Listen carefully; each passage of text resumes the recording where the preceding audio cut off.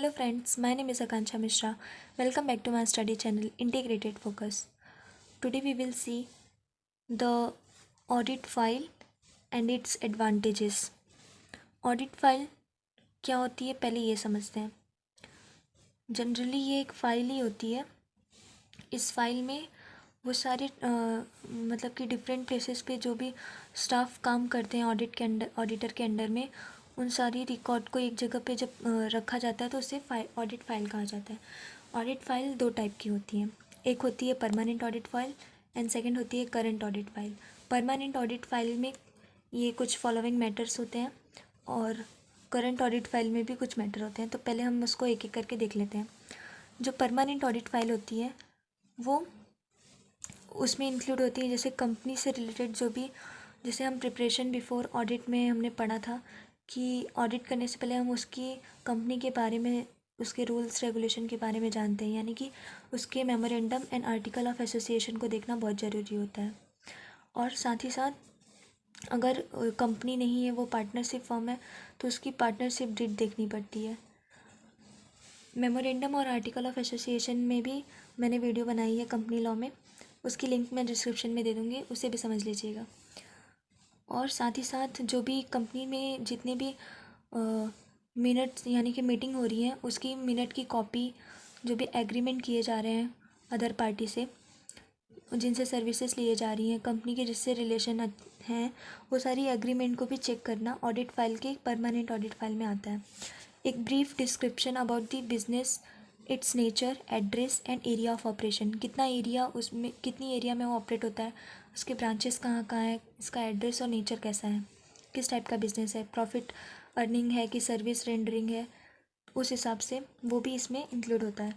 और जितने भी पर्टिकुलर्स हैं रिलेटिंग टू द बिजनेस, यानी कि जो भी list of official branches department एक कंपनी के अंडर में है, उन सारी चीज़ उन सभी का नाम, डिपार्टमेंट, उनका एड्रेस और जितने भी इंस्ट्रक्शन दिए गए हैं उन सब की कॉपी, ताकि इस कौन सा स्टाफ कौन सा काम कर रहा है इससे ये पता चल जाएगा और हम उसको लायबल ठहरा सकेंगे in case of error and fraud.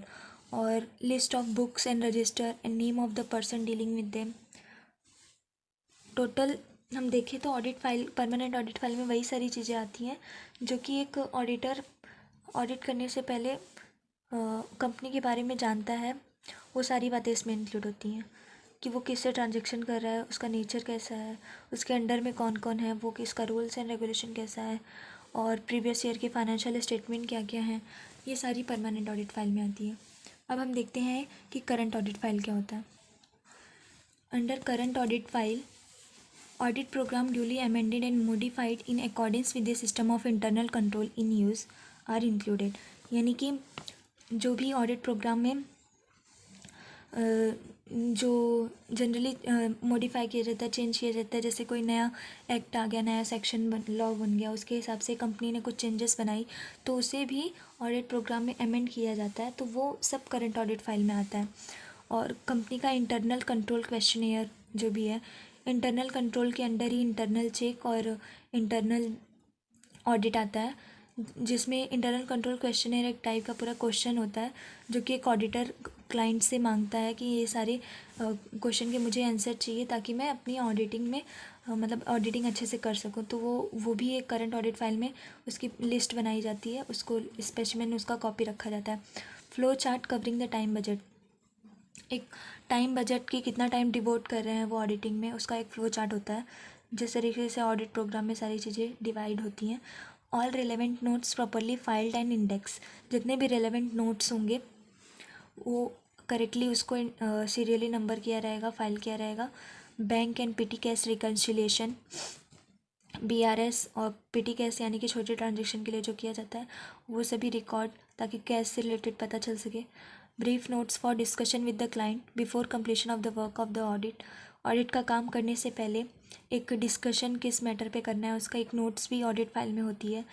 जो भी इंटरनल कंट्रोल में वीकनेसेस हैं पाई गई हैं उसको भी ऑडिट फाइल में रखा जाता है.